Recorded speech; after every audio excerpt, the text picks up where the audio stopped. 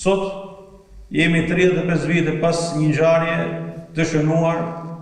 ma e madhe ngjarje historike e kombit shqiptar gjatë këtij shekulli. Nuk gaboj nëse e them një gjë të tillë, sepse të gjitha ngjarjet dhe historitë e kombit kanë vlerën dhe peshën e tyre. Ndërsa ajo, kur një popull i tanë ngrihet në kam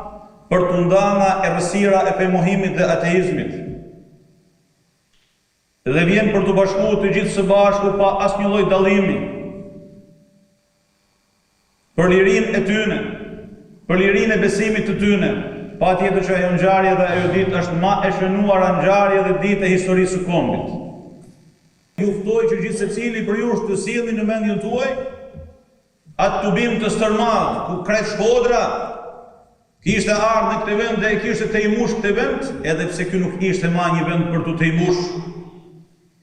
Edhe pse ky vend ishte punuar me të madhe që të mos kthehej më vend i banueshëm dhe i frekuentueshëm.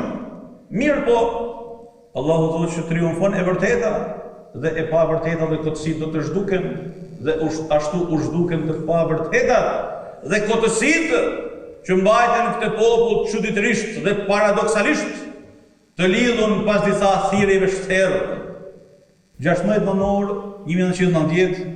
është një mesazh hyjnor që përkufizohet më së miri në një fjali të shkurtër të kryemiftiut tonë të madh. Të dashurit të zemrave tona, njeriu me një rrezatim të mrekullueshëm të drite në zemrën dhe fytyrën e tij Haxhi Hafidh Sabri Koçi rahmet past, i cili thoshte këtu 35 vite më përpara, dhe kjo është e incizuar dhe gjithë ju e keni dëgjuar dhe mund ta dëgjoni. Kujtojmë sot me respektin më të madh edhe me lutjet e zemrës për të gjithë ne, e në krye të herës për Hafidh Sabri Koçin, e për të gjithë nismëtarët dhe sa e madhe është lista e tyre, e që do të dëshiroja me i përmend emrat e tyre njëri mas tjetrit, dhe sa herë që kujtojmë njërin apo tjetrin prej tyre, vetë se kuptojmë se Zoti i gjithësisë e ruan këtë fe, e ruan këtë rrugtim, e ruan këtë mirësi të madhe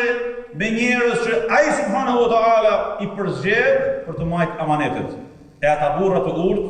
emrat e të cilëve janë të regjistruar dhe janë të publikuar, janë dhe do të ngelen për herë nderi i këtij komuniteti, lavdi e këtij komuniteti, dhe njerëzit me të cilët mburremi për herë dhe e ndjejmë veten patlum që ishim bashkohës të tyre,